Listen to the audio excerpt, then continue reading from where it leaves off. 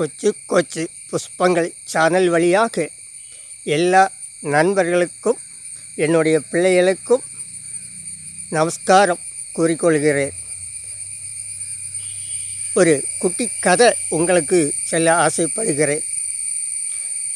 அதாவது அருமையான ஒரு மரம் இருந்துச்சு. அந்த மரத்தில் நிறைய பழங்களெல்லாம் பழுத்து அப்படியே காணப்பட்டது. அந்த மரத்தில் ஒரு காக்கை என்ன செய்யுது, கூடு கட்டி வாழ்ந்து கொண்டே இருந்துச்சு. அந்த சமயத்தில் ஒரு மயில் அந்த வழியாக வந்து அந்த மரத்தில் கூடு கட்டி உட்கார்ந்துச்சு. கொஞ்ச நாளைக்கு பிறகு ஒரு மைனா அதில் வந்து கூடு கட்டினது.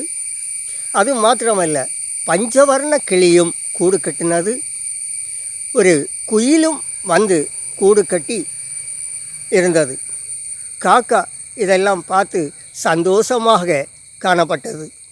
ஆனால் எல்லாரும் ஐக்கியமாக ஒன்றாக இணைந்து பாட்டுகள் பாடி மயில் ஆட்டம்பா போட்டு அழகாக கானங்களை பாடி சந்தோஷமாக காணப்பட்டது.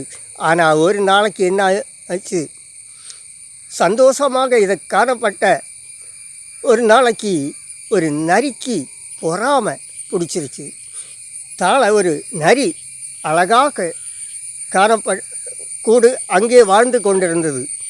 அந்த சமயத்தில் தான் பொறாமை பிடித்தது.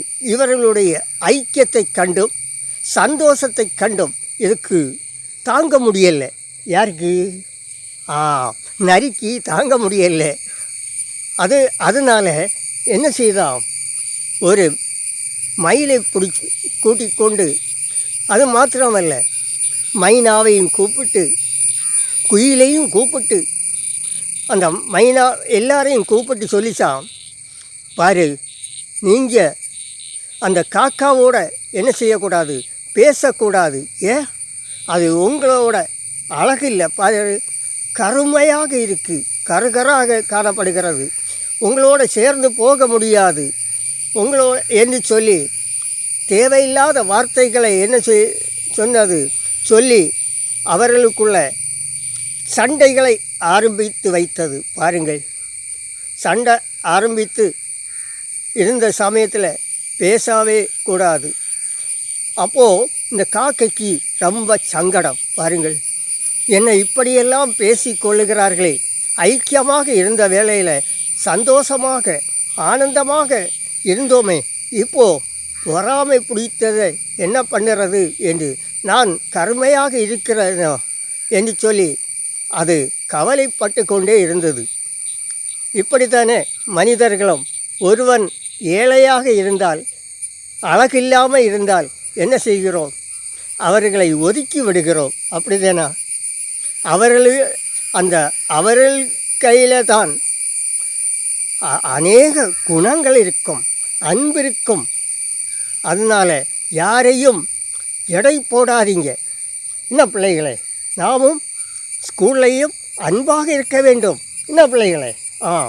அப்போது ஒரு நாளைக்கு அந்த வழியாக ஒரு மனிதன் வருகிறார். அந்த மனிதன் இவைகளையெல்லாம் பார்த்ததும் இவனுக்கு கொள்ளாத ஆனந்தம். இந்த மயிலை பிடிக்கணும், இந்த குயிலை பிடிக்கணும், பஞ்சவர்ண கிளியை பிடிக்கணும், தத்தமே பிடிக்கணும்னு சொல்லி ஆசைப்பட்டு நாளைக்கு ஒரு நாளாக வந்து இவைகளையெல்லாம் பிடிச்சி போய் கூட்டில் அடைச்சி போட்டார்.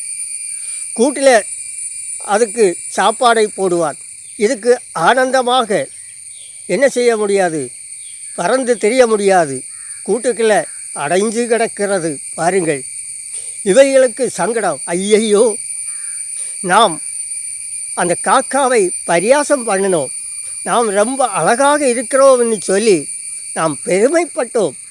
பெருமைப்பட்டபடினால் நான் இன்றைக்கு கூட்டில் இருக்கிறோம். பாருங்கள், பெருமைப்பட்டால் தாம் வெட்டின குழியில் தான் விழுவா. பாருங்கள், பெருமை படுகுழியிலே கொண்டு போய்விடும்.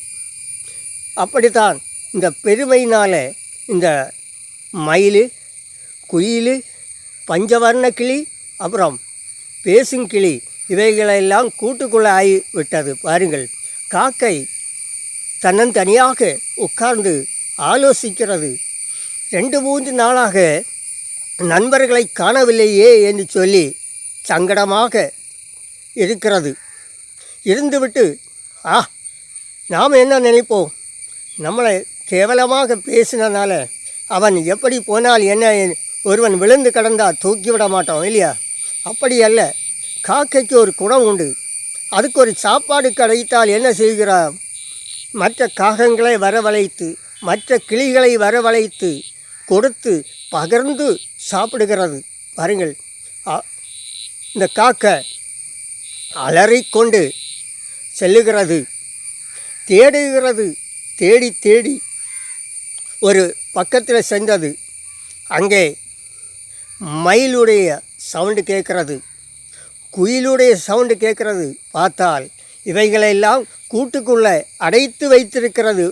பாருங்கள், கூட்டுக்குள்ளே அடைத்து வைத்து என்ன செய்கிறார், இது என்ன பண்ணுறதுன்னு தெரியாமல் தவித்து கொண்டிருக்கிறது.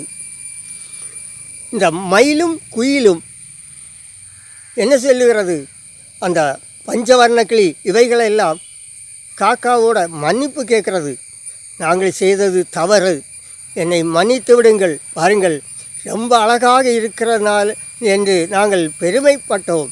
இன்றைக்கு கூட்டுக்குள்ளே அடைந்து கிடக்கிறோம். பாருங்கள், என்னை விடுவிக்க வேண்டும் என்று சொல்லி கேட்டதாம்.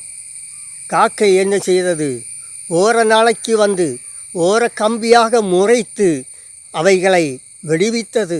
ஒன்றாக இணைந்து மறுபடியும் அந்த மரத்திலே அந்த கூட்டுக்குள்ளே ஐக்கியமாக இருந்து சாயங்காலம் சந்தோஷமாக கானங்களை பாடி சந்தோஷமாக காணப்பட்டதாம். பாருங்கள், நாமும் இப்படிதான் அழகாக இருக்கிறோம், நிறைய காசு இருக்கிறது என்று சொல்லி நாம் பெருமைப்பட்டு மற்றவர்களை கேவலமாக படுத்தினால் நமக்கு ஒரு ஆபத்து வரும். ஒரு ஆபத்து இருக்குன்னு சொல்லி கருதி கொள்ள வேண்டும். பாருங்கள், எப்போதும் மற்றவர்களை பரியாசம் பண்ணக்கூடாது. பரியாசம், இறைவன் ஒருவரை ஒருவர் பல விதத்தில் படைத்திருக்கிறார். அதனால் யாரையும் புண்படுத்தக்கூடாது, சந்தோஷமாக காண வேண்டும். அழகில்லை என்று சொல்லி யாரையும் என்ன செய்யக்கூடாது, பரியாசம் பண்ணக்கூடாது. பிள்ளைகளை, இந்த ஸ்கூலுக்கு போகிற பிள்ளைகளை புது ஃப்ரெண்ட்ஸொക്കെ இருப்பார்கள். அவர்களை யாரையும் என்ன செய்யக்கூடாது, பரியாசமோ எதுவுமே பேசக்கூடாது. எல்லாரும் ஒவ்வொரு பேரும் அந்தந்த கிளாஸில் என்ன செய்ய வேண்டும், சந்தோஷமாக நாம் இருக்க வேண்டும். என்ன பிள்ளைகளை, இன்று முதல் உங்கள் கிளாஸில் எல்லா நண்பர்களாக காணப்பட வேண்டும் என்று கேட்கின்றேன். பிள்ளைகளை, இன்று முதல் அப்படி இருப்பீர்களா?